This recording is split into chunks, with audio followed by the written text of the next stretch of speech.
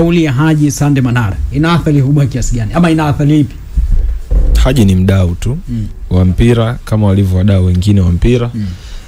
Tunasemaga football is a game of opinions. Kila mtu ana opinion yake juu ya mpira wa miguu.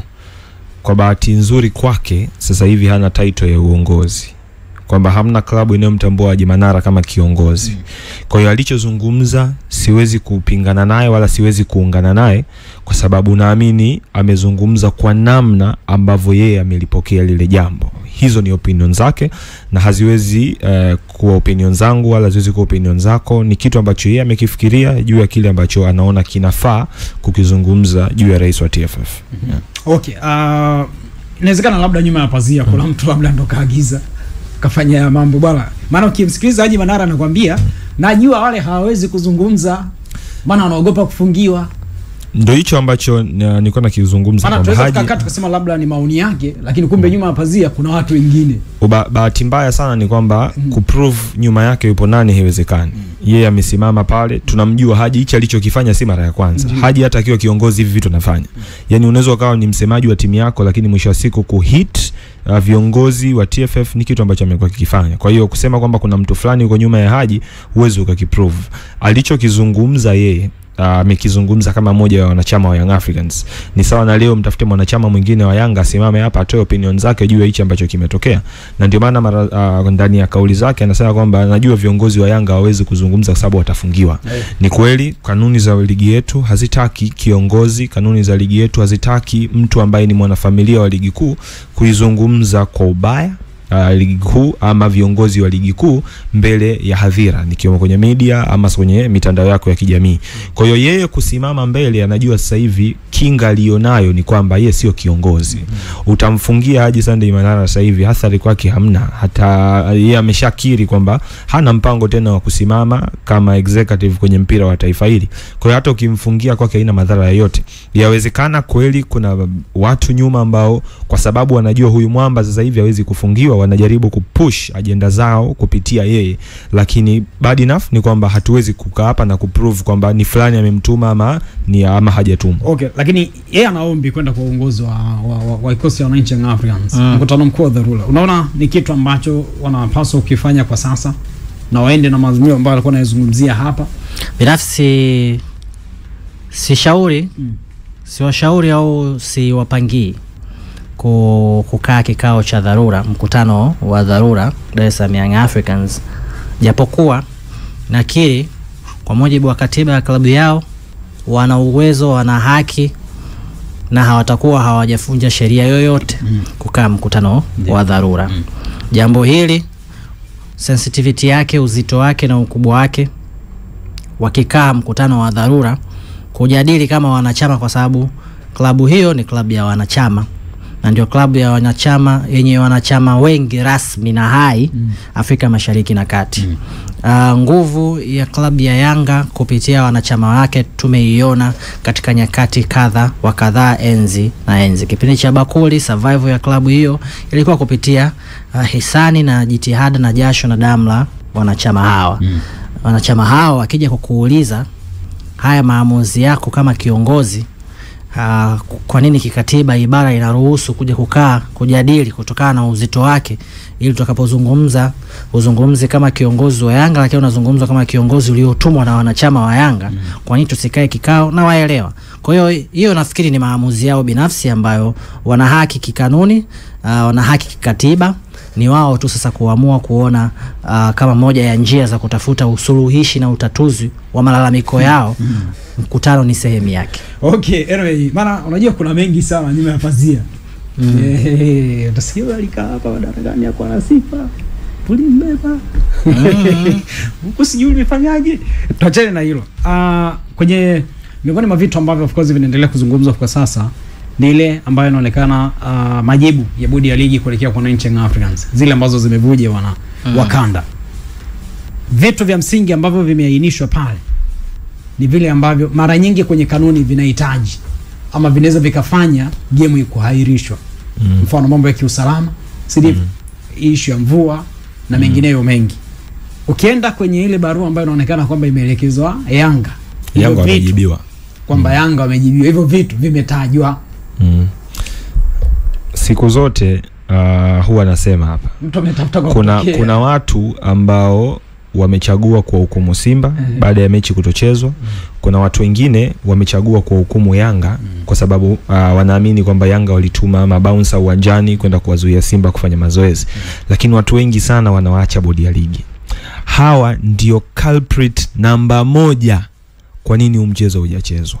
Tangu Simba anawasha basi lake huko alikokuwa mpaka anaenda Benjamin Mkapa, bodi ya ligi wanahusika kwa nini Simba kuingia uwanjani. Bodi ya ligi wanahusika kwa nini kulikuwa kuna watu unauthorized uwanjani.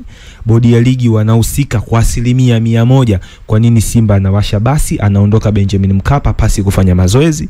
Bodi ya ligi wanahusika kukaa kikao chao saa 8. Bodi ya ligi wanahusika kuahirisha ule mchezo kwa sababu zifuatazo. Ukisoma hiyo barua yao walioichapisha pale bodi ya ligi, ni kwamba humo katikati sababu walizozitaja ni kwamba kulikuwa kuna hofu ya kiusalama ya ndio maana ikapeleka. Hiyo ni sababu ya kwanza. Kuna sababu nyingi, ngoja nianze moja. Ya kwanza ni usalama, kwamba walihofia sababu za kiusalama ndio ikapelekea kugairisha ule mchezo.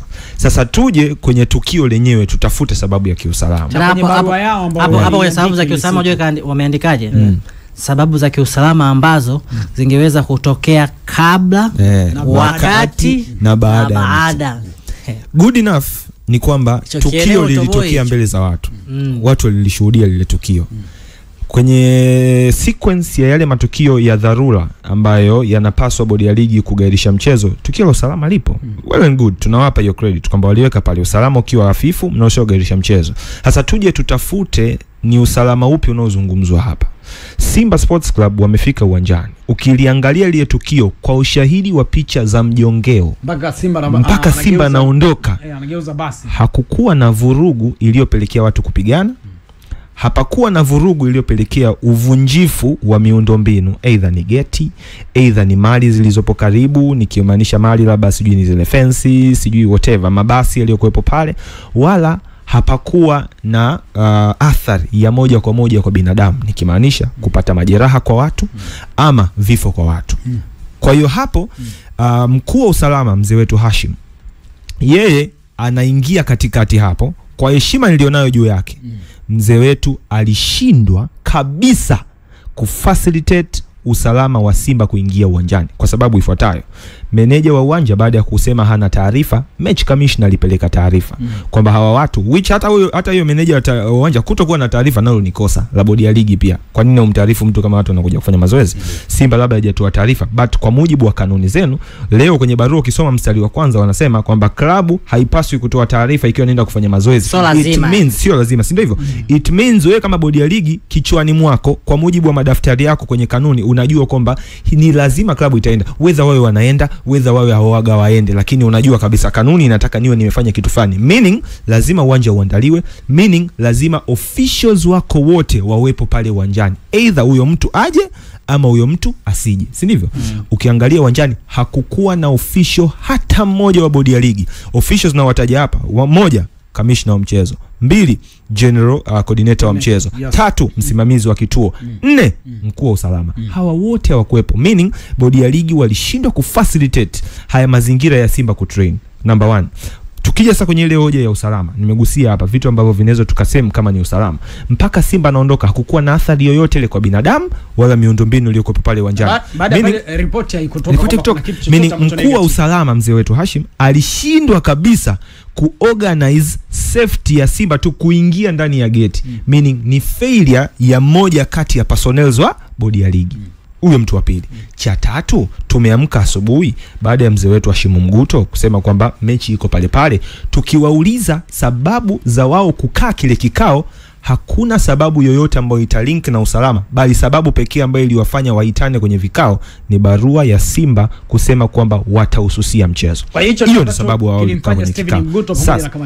Sasa katikati ya hicho kikao wakaja na maazimio kwamba hali ya usalama haitoshi ule mchezo kuchezwa. Tutakubaliana hapa, wakati mechi bado imetangazwa ipo, kwa mujibu wa social media za TFF, kwa mujibu wa mazungumzo aliyofanya mzee wetu Hashim Mguto, kwa mujibu wa kauli ya Steven Mguto, kumradhi, kwa mujibu wa kauli ya Steven Mguto, kwa mujibu wa kauli ya msemaji wa bodi ya ligi, hawa wote walisema mechi ipo. Watu Benjamin Mkapa walikuwa wanaingia kwa kufata utaratibu. Mashabiki wa Simba walikuwepo, mashabiki wa Yanga walikuwepo, walikuwa wakiingia uwanjani, meaning bodi ya ligi mpaka asubuhi walikuwa wanajua usalama upo, na ndio maana waliruhusu watu kuingia uwanjani. Waliweka officials getini, wakawa wanawapitisha watu kuashiria kwamba this game is fit to be played, kwamba hakuna hata kiashiria kimoja cha uvunjifu wa amani. Watu waliingia uwanjani. Hapo sasa ndo tunakuja kwenye ile kauli yake, wamesema kwamba kabla, wakati na baada, kwamba usalama waliuhofia kabla, waliuhofia usalama wakati, waliuhofia usalama baada. Hapa ninapozungumza ni kabla ya mchezo, meaning watu walivyoingia uwanjani. Mzee Mguto alivyotoa statement kwamba mechi ipo, social media za TFF zilivyokuwa zinapitisha posters kwenye social media kwamba mechi ipo, usalama saa 4, hatuongei usiku wala tuongei saa 4 asubuhi, meaning walijidhihirisha kwamba usalama upo 100%, watu nendeni uwanjani. Mguto anafanya social media, anafanya ile interview, anathibitisha kwamba mechi ipo pale pale, meaning anajua usalama upo. Kwa hiyo wao kuja sasa hivi na maandiko kusema kwamba hakukuwa na hali sahihi ya kiusalama watu kucheza, it does not make sense. Meaning hawa bodi ya ligi hicho anachokifanya ni kusema kwamba Yanga hawezi kupata hizo alama 3, meaning kwangu mimi sina intention ya Yanga kupewa alama 3. Sipendi sana mechi isichezwe. Napenda watu waende uwanjani wakapambane. Wao kuja na statement yoyote ile ambayo itaikandamiza klabu yoyote, either itaikandamiza Simba, either itaikandamiza Yanga, statement ya bodi ya ligi sasa hivi haishi tena kwenye haishi tena kwenye kanuni, bali ni matumizi ya ubabe, kwa sababu ifuatayo. Brain, ngoja nimalizie. Kwa sababu ifuatayo, wao ndio watu wa kwanza kuugairisha ule mchezo. Kilichotakiwa kufanywa hakikufanywa. Leo wanakuja, ukisoma mkatikati wametaja mpaka rushwa. Wamesema mpaka rushwa ndio ilisababisha ule mchezo usichezwe. Hivyo vyote vya sheria, ina maana mpaka saa 4 hamkujua kwamba kuna rushwa. Rushwa imekuja kugundulika kwenye kikao. Maana tukio limetokea usiku saa 1. Na hata kwa mujibu wa kanuni rushwa inasadifu vipi kukairisha na bali na unajua tukiongea the real sense, mimi nitakupa mifano. Leo tuongee kwa mifano sasa. Football game kuahirishwa mchezo ni option ya mwisho. Yani ikifika hatua kwamba hatuwezi kufanya chochote, ndio naigairisha mchezo. Brother, kuna finali ya UEFA Champions League, Real Madrid dhidi ya Liverpool. Unatokea ugomvi nje ya uwanja, mechi inasogezwa mbele. Mechi inasogezwa mbele. Yes, mechi Ufaransa. Watu wanashindwa kuingia uwanjani kwa sababu ya ugomvi nje ya uwanja, mechi inasogezwa mbele. Hali afya za mashabiki. Kuna viashiria, na sikumbuki game gani, haizipita wiki 2 hapa. Kuna game pia isogezwa mbele, viashiria vya ugaidi. Yani atuongei tu watu kupigana, watu kuzuia kufanya mazoezi. Viashiria Messi Said Dabi pia alikuwa anaisha usalama, alikuwa hali ya hewa. Yes, Messi Said Dabi kwa sababu ya hali ya hewa aliamini kama inaweza kanyesha mvua ikawadhuru. But tutoka huko, tuje kwenye vile viashiria vya ugaidi. Watu wanapata taarifa kwamba kuna viashiria vya ugaidi karibu na uwanja. Wanachofanya, wanadhibiti kwanza hivyo viashiria. Wanahakikisha usalama upo, ndio watu wanaambiwa okay, game iendelee. Kugairisha mchezo dunia nzima huwa inakuwa ni option ya mwisho. Yani umeshindwa kudhibiti usalama, umeshindwa kucontrol mashabiki, umeshindwa labda hali ya hewa, ndio ile uwezo kucontrol hali ya hewa kwamba okay, labda uwanja umeshindwa kabisa kuhodhi yale maji, hapo ndio unagairisha mchezo. Lakini kugairisha mchezo just because mtu kasema kwamba mimi siwezi kuja uwanjani, bro, bodi ya ligi ni culprit namba 1. Yani hapa wasiwahukumu Simba, hapa wasiwahukumu Yanga. Yanga na haki yake ya kudai anachodai, Simba na haki yake ya kudai anachodai. Bodi ya ligi wao ndio waje na statement sahihi. Hawa ndio wametukwamisha, ndio wametupeleka hapa tulipo. Leo rais anaongea kwa sababu ya subordinates wake wa bodi ya ligi. Hapo mimi ndio panaponipa shida kama kiongozi wa taasisi. Mwishoni hapa wakati namalizia Simba na Yanga na Omari Majani, kama tunamuondoa Simba na Yanga kwamba hastahili hizi lawama zote ni za bodi ya ligi, basi ile kauli ya kujiwajibisha ama kujitathmini ndio ichukue nafasi. Na bwana Brain, na ndio kitu ambacho mimi kimenishtua. Kwa nini rais kama hajalipa majibu? Naomba niwape kitu kimoja. Hivi tulivyoviongea umndani sio maoni, ni facts kwa mujibu wa kanuni za ligi kuu.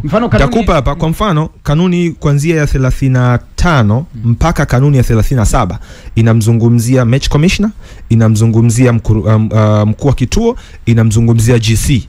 Hawa wote wanapaswa kuhakikisha mechi inachezwa kwa kuprovide kila kinachotakiwa.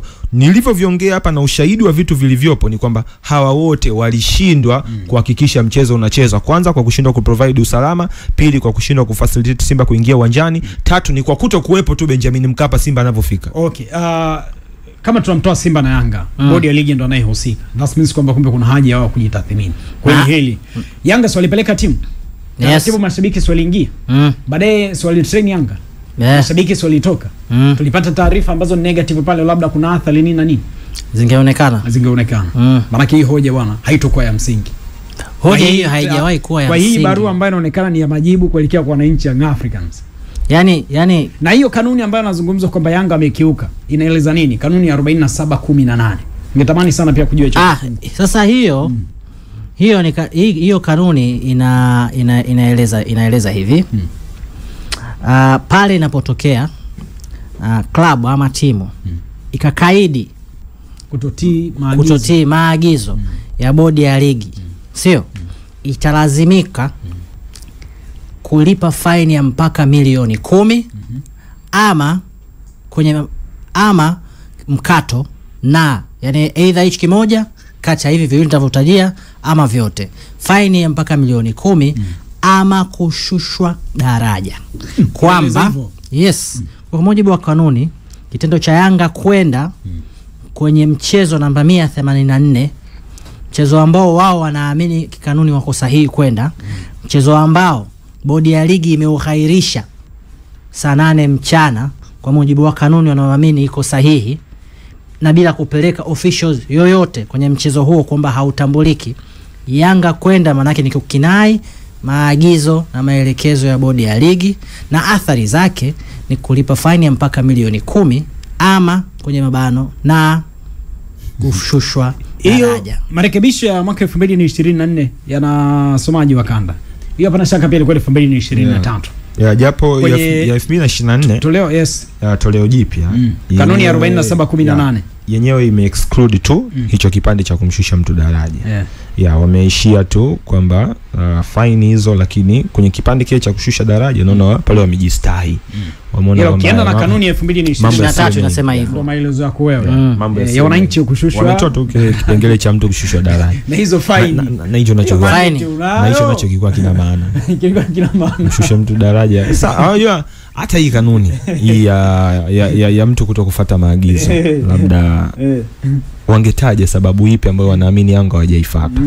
Labda kama kupeleka timu uwanjani, Yanga alipeleka timu uwanjani, wao hawakuwa ndani, mechi zishairishwa. Wale Yanga wameenda pale uwanjani around saa 9.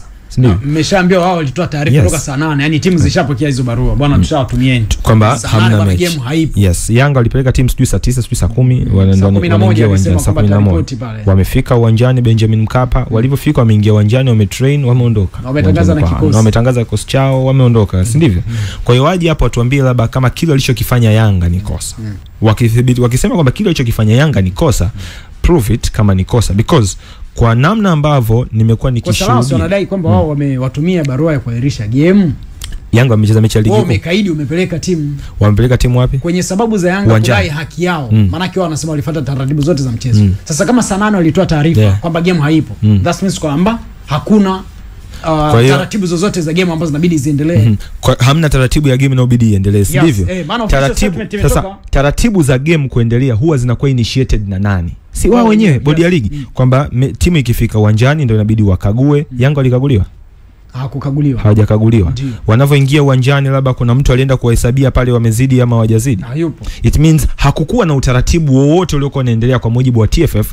Wao kwenda uwanjani it's something else. Yaani hiyo inawezekana hata isiwe na wahusu bodi ya ligi, kwa sababu katika kitu ambacho nimekuwa nikikifuatilia mara zote ni kwamba ukienda siku ya mchezo kukodi uwanja ni kwamba wewe ndio unaokuwa na mamlaka na huo uwanja. Ukienda kwa mfano leo mimi nikiandika barua pale, mimi Samuel Rashid wa Wakanda_Republic na shida na uwanja wa Benjamin Mkapa, mimi ndio nitakayejua na ufanyia matumizi gani. Naweza pale nikaandika matumizi yangu kwamba nataka leo tufanye tamasha. Kwa hiyo walichofanya Yanga, unapokodi uwanja kwa ajili ya mechi ya ligi kuu, unaenda pale unaambia bwana mimi na ukodi huu uwanja, bodi ya ligi meneja wa uwanja anakukabidhi ule uwanja full time. Wewe ndio utajua pale mkacheze segere, wewe ndio utajua pale sijui mkafanya nini, as long as ni matukio ya kimpira. Na ndio maana kwenye yale matamasha yao, sijui siku ya wananchi, sijui Simba Day, waga hawawi limited kwamba umekodi huu uwanja, hakikisha tu unavyokuja kuuchukua mimi na uchukua kwa usalama. Kwa hiyo wewe ukikodi uwanja, ukiamua kupeleka timu, utajua wewe. Yeye meneja pale, hizo notions za ni mchezo wa ligi kuu zitakuja tu sababu yupo aware. Okay. Lakini kwa mujibu wa makaratasi yake, yeye Yanga watamlipa pesa ya kukodi uwanja kwa matumizi ya Yanga. Watakachokifanya baada ya hapo, either ni kwenda kufanya mazoezi, it's up to them. Either ni kwenda kualika mashabiki zao kupata iftar, it's up to them. Kwa hiyo wao TFF baada ya kusema tu mechi imeisha, haipo, wao wanaishia pale pale, hawajaenda uwanjani, it's up to them. Yanga kaenda, wao haiwahusu.